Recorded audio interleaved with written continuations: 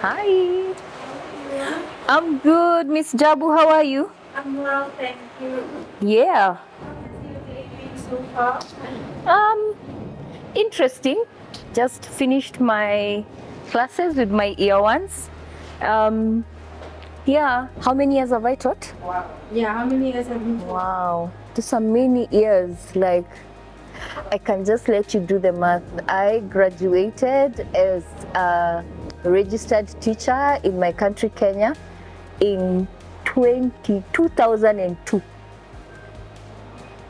I think it is just to see that I've been a part of the growing up of other human beings, like them discovering themselves, me discovering myself. Ironically, I didn't want to be a teacher, but I don't think I would have ever wanted to do anything else other than what I do, a veterinary doctor. But that dream died quickly one day when my mom invited me to help the veterinary doctor like deliver piglets, because my mom used to keep animals and pigs. This time around she was keeping pigs, and I have never been so disgusted, with what I saw, and my dream died in that pigsty that day and never resurrected again.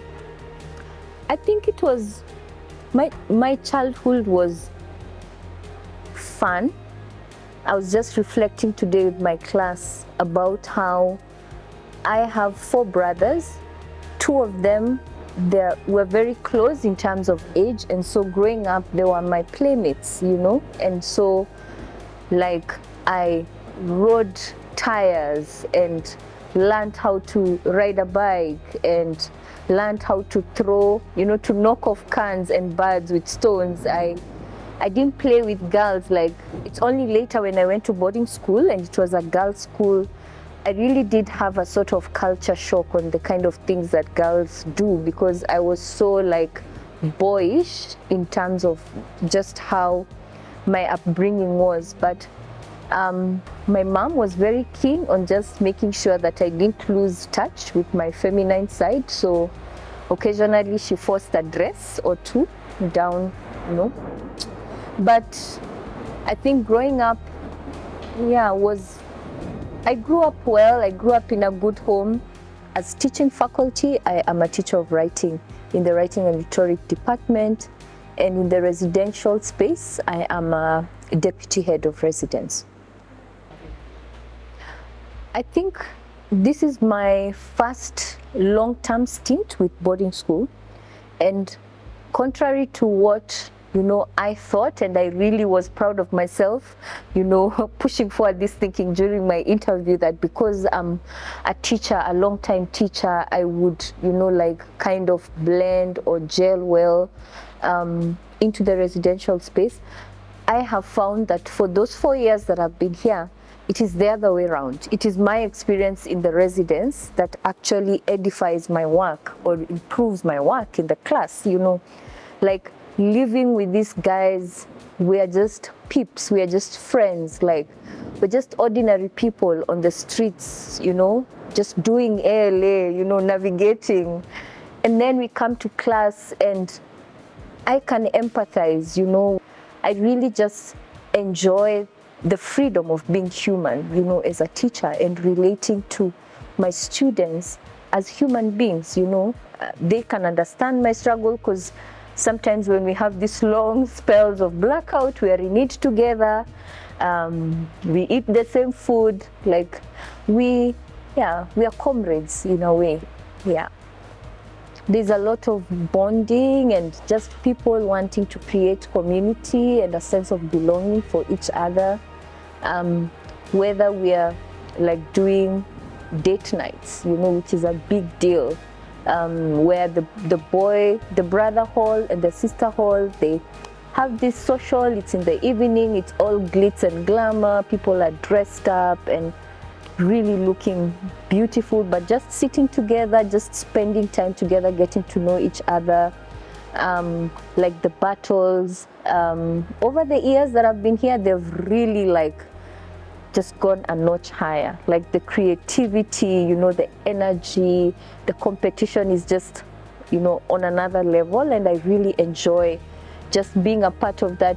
Takes me back to my boarding school days, the heckling and the cheering and the, my team is winning, and shout out, by the way, to my halls, which they always rock the scoreboards, I was once in Tawana when the lights went off, and the girls just broke into this spontaneous karaoke, and we were sitting in the blackout and we're just singing and singing and singing, and then the lights came back and we were like, okay, back to hall meeting. But there are many moments of life that are not seen because they happen in that space, and they often also happen after work hours because we go home and there's so much life on that side of the school. Currently, I am working with Miss Victoria in Tawana Hall, with Mr. Ndaba in Classified, with Mr. Nkembo in Jeshi, and with Miss Natalia in Malaika. You can't tell me enough. You have to give me your For Jeshi, it's definitely hoo-ha, Jeshi hoo-ha. Please, I hope they don't get to see this. They'll find me for not knowing their chant, their war cry. I'm a mom of a 14-year-old boy. He is very much part of the ALA community. First, because especially as a teacher of writing, a lot of my stories, have him somewhere. So my students, they have grown accustomed to him in the class and picked interest, when they meet with him and, say hi.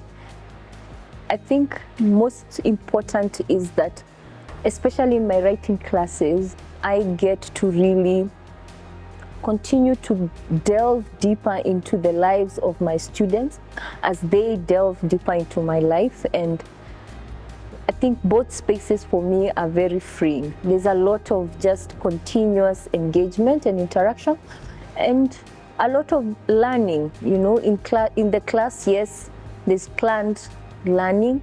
In the residential space, there's a lot of spontaneous moments where there's great learning and, space for me to come into that space as somebody who is not just a hall, a deputy head of res, sometimes as a mom, sometimes as a friend, sometimes as a sister, sometimes just as a one-time stranger who picks up an interesting conversation with someone else and have a chat, and that's all it is.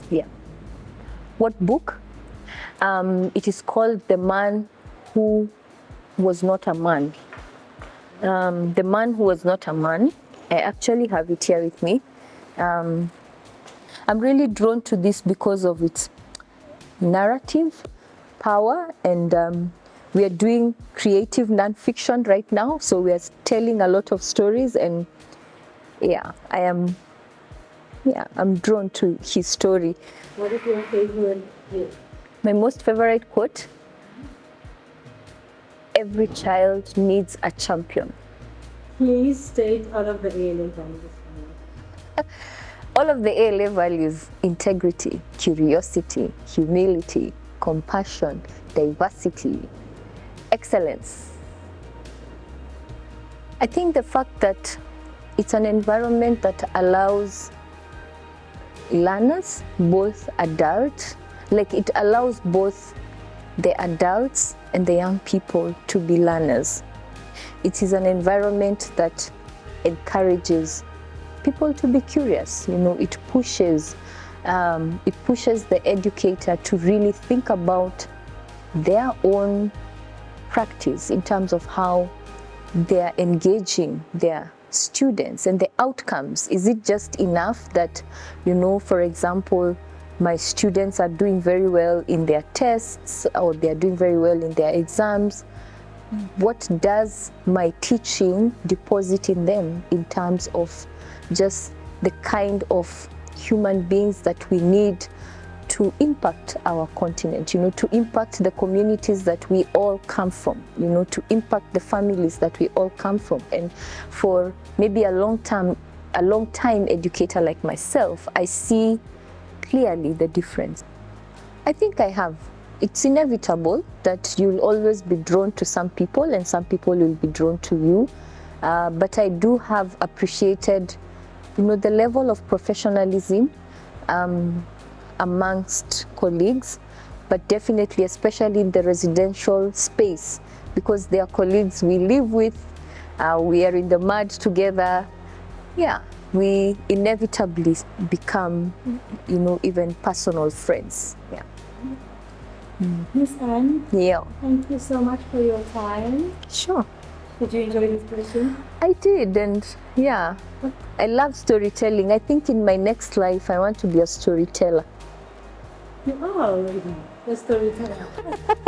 I was thinking the other day how powerful the rain is, no matter how little it drizzles.